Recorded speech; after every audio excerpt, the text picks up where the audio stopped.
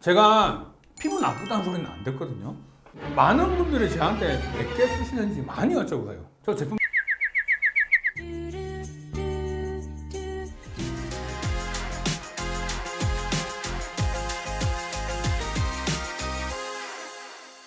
안녕하세요. 피부과 전문의 김홍석입니다. 여러분들 화장품 얼마나 많이 쓰세요?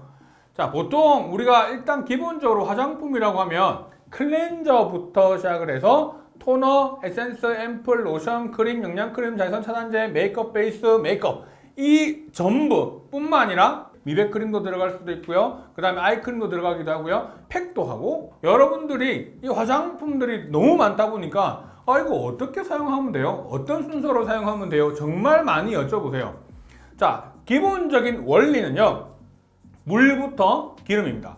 물이 많은 양부터 기름을 쓰는 이유는 뭐냐면 수분을 넣어주고 그 위에 기름막이 쳐져서 수분이 유지되는 보습의 한 형태가 완성되기 때문이죠. 제일 먼저 쓰는 게 토너죠.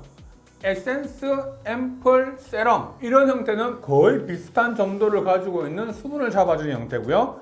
로션은 물과 기름이 들어가 있는데 물이 좀 더 비율이 높은 형태가 로션. 그 다음 크림은요, 기름과 물 중에서 기름의 비율이 훨씬 높고 그 다음 아예 100% 오일로만 구성되어 있는 제품들까지, 즉 물부터 기름까지 순서대로 발라주는 게 가장 좋습니다.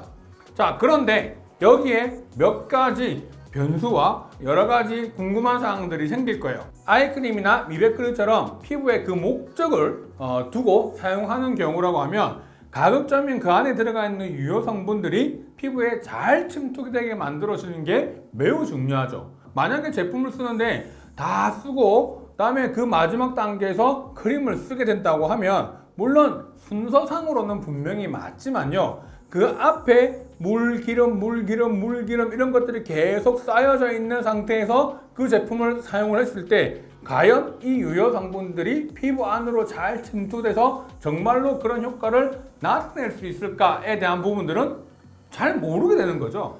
자, 그러니까 아이크림과 같이 나 눈에 있는 부분에 좀 더 집중을 하고 싶어, 그 다음에 미백크림처럼 기미가 있는 부분에 좀 더 내가 피부에 대한 부분들을 좀 더 맑게 만들고 싶어 라고 한다면 그런 유효 성분들을 먼저 사용을 해주는 게 중요합니다. 그러면 토너를 쓰고 에센스, 세럼, 앰플을 사용을 하고 그 다음에 로션을 쓰고 미백크림이나 아이크림을 쓸 수도 있지만, 그게 아니라 이런 세럼이나 앰플 단계에서 가볍게 쓴 다음에 바로 그런 미백 제품이나 아이크림과 같은 단계를 써주시는 것도 좋습니다. 자, 그러면 또 어떤 문제가 생기냐면 꼬여요. 물부터 기름까지 썼는데 그 제품을 쓰고 또 그 다음 단계 그러면 로션을 써요? 크림을 써요? 이렇게 생각해야 되는 부분들이 생기다 보니까 어떻게 써야 될지가 이제 복잡해지는 거죠. 요즘 화해 어플을 통해서 그 어플 안에 들어가 있는 그 원료의 등급이 사실 상당히 다양하게 잘 분류가 되어 있고 한눈에 확인하기가 좋다 보니까 이를 참고해서 제품을 사용하는 게 중요한 거죠. 그러다 보니까 내가 쓰는 화장품의 개수도 많고요. 그 다음 거기에 각 화장품별로 들어가 있는 원료의 개수도 너무 많아지죠. 자, 그러다 보니까 이게 우리가 다 피부에 발랐을 때 이 많은 것들이 내 피부에 과연 흡수나 제대로 될까? 그리고 과연 이게 정말로 좋은 영향으로 다 좋게끔 영향을 줄까? 이런 의문들이 생기기 시작하는 거죠. 그래서 오늘 제가 이야기 드리고 싶은 것 중 하나가 제품의 개수가 많을 때 모든 제품을 다 사용해서 그걸 내 피부에 다 흡수를 시키려고 하지 말고 최대한 그 양을 줄이고 정말 필요한 부분의 효과를 제대로 나타낼 수 있게끔 하는 화장품 다이어트, 즉 필요한 것만 골라 쓰고 불필요한 건 넘기자, 스킵하자, 스킵케어입니다.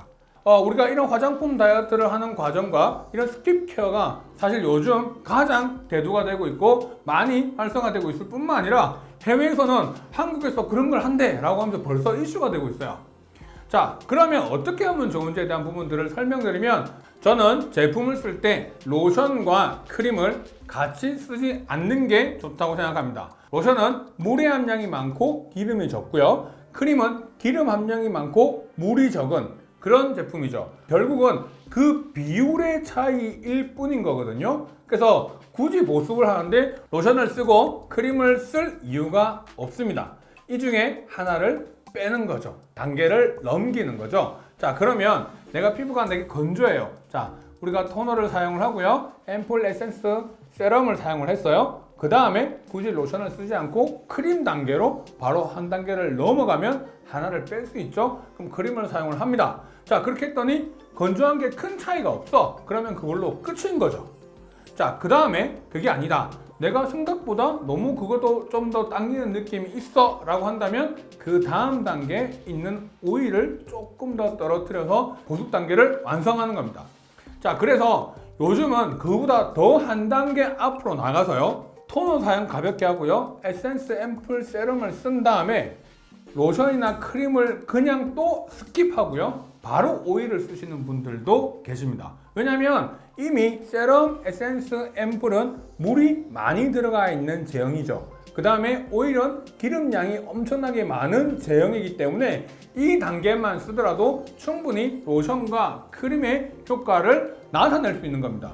자, 그런데 이게 생각보다 바꾸기가 쉽지 않은 게 우리가 늘 해오던 생활 습관 때문에 막상 바꾸려고 하면 이거 생각보다 보습 안 될지도 몰라, 효과가 없을지도 몰라 하고 주저하는 경우가 많은데 한번 시도해 보시는 것도 좋습니다.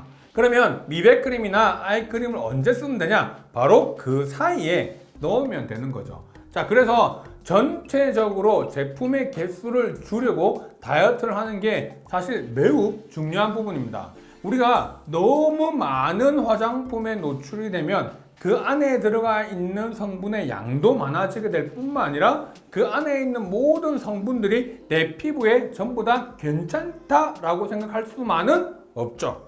그게 문제인 거예요.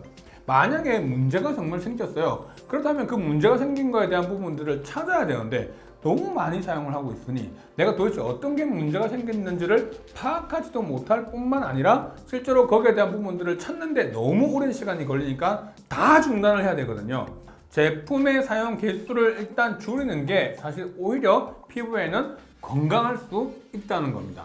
병원에 정말 많은 민감성 피부 환자분들이 많이 들어오세요. 그분들한테 어떤 화장품을 쓰는지 리스트를 다 제가 받아보는데 생각보다 너무 많은 제품을 쓸 뿐만 아니라 정말 이것도 안 되면 이것도 쓰고 같이 막 오버랩 해가지고 쓰는 경우 생각보다 너무 많고요. 그러다 보니까 오히려 사용을 줄여도 시원찮을 판에 너무 많은 제품에 더 노출이 되니까 알레르기 접촉 피부염 같은 문제점이 생기는 거죠. 이 알레르기 접촉 피부염이 생기는 원인이 가장 많은 게 화장품입니다. 근데 이 화장품이 생기는 원인 중 가장 흔한 원인이 뭐냐면 여러분들은 새로운 제품들을 바꿨을 때 생긴다고 일반적으로 많이 생각하시지만 가장 많은 원인은 내가 쓰고 있는 제품에 알레르기 반응이 생기는 경우가 정말 많습니다. 그래서 사람들이 어떤 생각을 하냐면 원장님 저 늘 쓰는 제품이어서 괜찮은데요? 라고 얘기를 하거든요. 과연 그게 정말 괜찮다라고 얘기할 수 있나요? 없어요. 자, 그러니까 중요한 부분인 거예요.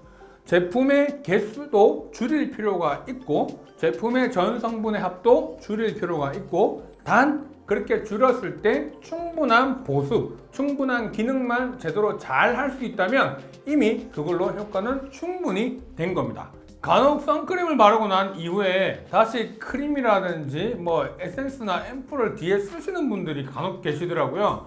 자, 그러면 절대 안 되는 이유가 자외선 차단제는 충분히 많은 양을 사용을 해서 자외선을 차단을 시켜줘야 되는데 그 다음에 다른 제품들을 쓰다 보면 오히려 자외선 차단제가 희석되거나 풀어지거나 잘 발라지지 않게 되는 그런 현상들이 생겨서 자외선에 대한 노출들이 더 많아지게 됩니다. 그래서 자외선 차단제는 기초 제품 단계에서 가장 마지막에 사용을 해주시는 게 좋고요. 그 다음에 메이크업 베이스와 메이크업에 대한 부분들을 뒤에 이어나가시는 게 중요한 부분입니다. 낮과 밤의 스킨케어는 조금 다르게 하는 게 좋은 게 낮에는 우리가 일상생활을 하고 그 다음에 자외선을 보고 하는 이런 부분들이 있기 때문에 거기에 좀 더 포커싱을 두는 게 좋고요. 저녁에는 우리 몸의 생체 리듬상 피부가 회복을 하고 재생을 하고 이런 쪽으로 많이 가기 때문에 저는 낮에는 앰플이나 세럼 단계 비타민C나 이런 우리가 미백, 그다음 항산화 제품들 성분들이 들어가 있는 것을 가급적 권하고요. 그다음 자외선 차단제가 들어가는 거고 그 사이에 피부가 건조하다면 로션, 크림, 오일 중 선택하셔가지고 사용을 하시면 되고요. 밤에는 회복이 돼야 되는데요. 보통 우리가 DNA 손상도 되고요. 산화 반응을 일으켜서 여러 가지 문제가 일으키는 것들이 충분한 회복 과정이 필요한 시기입니다. 그래서 항산화 제품도 되게 중요하고요. 미백, 주름 이런 쪽에 있는 제품들 뿐만 아니라 그 다음 크림, 영양 크림 중에서도 일단 기본적으로 다양한 성분들이 들어가 있는 제품들을 추천하죠. 그런데 이때 주의해야 될 게 크림을 쓰시고 영양 크림을 쓰실 필요는 없습니다. 보통 이런 영양 크림들이 보면요, 이 크림에 비해서 좀 더 꾸덕하고 좀 더 오일 성분들이 많이 함유된 게 많기 때문에 제품을 사용을 한다면 앞에 있는 단계를 몇 개를 빼셔도 충분히 이 하나만으로 커버가 가능할 겁니다. 그래서 제품을 사용하실 때 무조건 많이 사용하는 것만이 좋은 것은 아니고요. 전체 라인의 개수를 줄일 수 있는 게 중요합니다. 요즘에는 거기에 하나 더 추가해서 본인이 제품을 사용하고 효과를 보게끔 하기 위해서 크림 단계에 있는 제품들의 양을 오히려 메가도즈 요법으로 많이 사용하는 방법을 사용하기도 합니다. 예전에 세븐 토너 스킨 방법도 있긴 했는데요. 오히려 그 부분은 조금 피부에 자극이 될 수 있는 위험도가 있어서 추천해드리고 있지는 않고요. 저는 개인적으로 보습이라든지 회복에 좀 더 집중을 한다면 크림 단계에 있는 양을 조금 많이 평소에 쓰는 것보다 많은 양을 사용을 해서 전체 개수는 줄이고 성분량은 일정하게 만들어 주되 그 보습의 효과를 하나의 단계로 좀 더 늘릴 수 있는 그런 방법도 하나의 대안 방법이 되지 않을까 생각합니다. 많이 쓰는 것만이 정답은 아니고 많이 쓴다고 해서 우리 피부는 전부 다 이 성분들을 흡수하지 못할 뿐만 아니라 알레르기 접촉 피부염이나 여러 가지 문제가 생길 수 있는 위험도가 높아지기 때문에 우리는 제품의 사용 개수를 줄이고 성분을 줄여서 이러한 제품들을 컴팩트하게 사용을 하는 게 피부 건강에 더 좋지 않나 생각합니다. 오늘 내용 좋으셨다면 좋아요, 구독, 그리고 알림 설정 부탁드릴게요.